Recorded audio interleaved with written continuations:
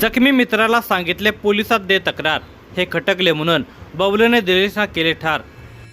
बबलू मुळे हा दिनेश कापसे हे एकमेकांचे चांगले मित्र।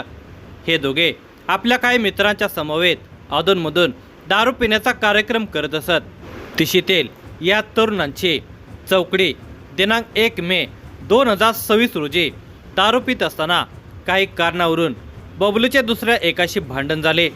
त्यामध्ये त्याने त्या मित्राला पोते ओढण्याच्या हुकाने मारून जखमी केले। हे पाहून दिनेशने जखमी मित्राला तू याच्या विरुद्ध पोलीस ठाण्यामध्ये तक्रार कर असा सल्ला दिला। हा सल्ला बबलूला रुचला नाही। याच कारणावरून बबलूने दिनेशचा खून केल्याची घटना बार्शी तालुक्यामध्ये वैराग येथे घडली आहे। या घटनेचा सविस्तर वृत्तांत पुढे पाहण्याअगोदर जर तुम्ही ह्या चॅनेलवर जर नवीन असाल तर प्लीज आपल्या ह्या मराठी चॅनेलला नक्की सबस्क्राईब करा। शनिवार दिनांक 2 मे 2026 रोजी सकाळी वैराग पोलीस ठाण्याचा फोन खणखणला। फोनवरून बोलणारी व्यक्ती म्हणाली, साहेब, नवीन मराठी शाळेजवळ असलेल्या शेताजवळ एका तरुणाचा मृतदेह पडलेला आहे। ठाणे अंमलदारांनी ही माहिती पोलीस निरीक्षक कुंदन गावडे यांना दिली। त्यांनी आपले सहकारी हेड कॉन्स्टेबल संदेश पवार, सचिन मुंडे यांना आपल्या समवेत घेऊन ते सर्वजण घटनास्थळी दाखल झाले। घटनास्थळी पडलेल्या तरुणाच्या तोंडावर मोठा दगड मारल्याचे दिसून आले। पोलिसांनी जमलेल्या लोकांच्याकडे या तरुणाची ओळख पटवण्याचा प्रयत्न केला, पण कोणालाच या तरुणाची ओळख पटवता आली नाही। पोलिसांनी त्याच्या अंगावरच्या कपड्याची पाहणी केली तेव्हा पॅन्टच्या खिशामध्ये मोबाईल आढळून आला।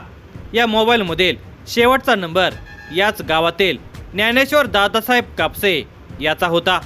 याचा अर्थ मयत तरुणाचे आणि ज्ञानेश्वर कापसे याचे काही तासा अगोदर बोलणे झाले असणार अशी खात्री झाल्याने पोलिसांनी मयताच्या खिशामध्ये सापडलेल्या मोबाईलवरून त्या नंबरवर फोन केला असता तो नंबर दिनेश दादासाहेब कापसे याचा असल्याचे समजले।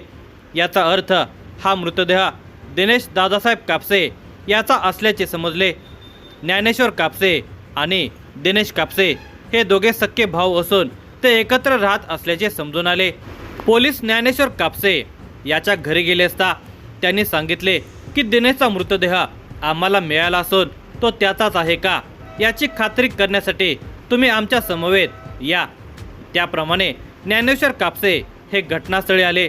त्यांना तो मृतदेह दाखवला असता तो त्यांनी दिनेशचा असल्याचे खात्रीपूर्वक सांगितले। त्यानंतर पंचनाम्याचे सोपस्कार पार पाडून मृतदेह शासकीय रुग्णालयामध्ये पाठवून देण्यात आला। शवविच्छेदन झाल्यानंतर तो मृतदेह नातेवाईकांच्या ताब्यात देण्यात आला। कायदेशीर सोपस्काराप्रमाणे ज्ञानेश्वर कापसे यांच्याकडून दिनेशच्या खुनाबद्दल फिर्याद घेतली। अकस्मात मयत म्हणून ती दाखल करण्यात आली। त्यानंतर पोलिसांचा तपास सुरू झाला। पोलिसांनी ज्ञानेश्वर कापसे यांना काही प्रश्न विचारले। दिनेशच्या गावामध्ये कोणाबरोबर भांडण झाले होते का, त्यांचे कोणाशी वैर होते का। त्यावेळी ज्ञानेश्वर कापसे यांनी सांगितले की दिनेशचे मित्र उल्हास आणि बबलू दत्तात्रय मुळे याच्यासह आणखी दोघेजण रात्री 10 वाजता रस्त्याने जाताना मला दिसले होते।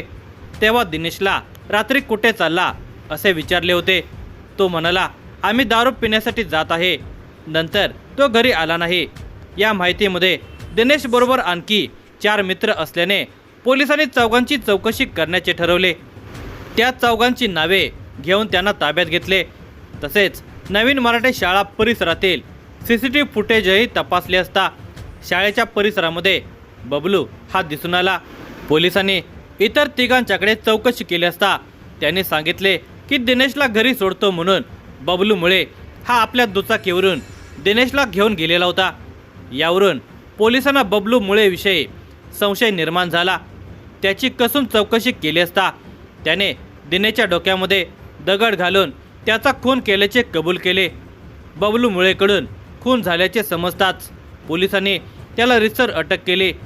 दिनेश कापसे वय वर्ष 31 राहणार वैराग तालुका बार्शी जिल्हा सोलापूर याच्या खून प्रकरणी वैराग पोलीस ठाण्यामध्ये बबलू दत्तात्रय मुळे वय वर्ष 32 राहणार वैराग याच्या विरुद्ध गुन्हा रजिस्टर नंबर 189/2026 भारतीय न्याय संहिता कलम 103(1) 342 प्रमाणे गुन्हा दाखल केला।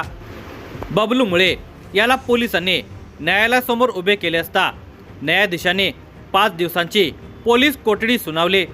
पोलीस कोठडीमध्ये पोलिसांनी बबलूची कसून चौकशी केली असता त्याने सांगितले की दिनेश कापसे, दिनेश चव्हाण, ईश्वर संगेकर, विशाल शेळके असे आम्ही सर्वजण दारू पिण्यासाठी शुक्रवार दिनांक 1 मे 2026 रोजीच्या रात्री 10 वाजता गेलेलो होतो।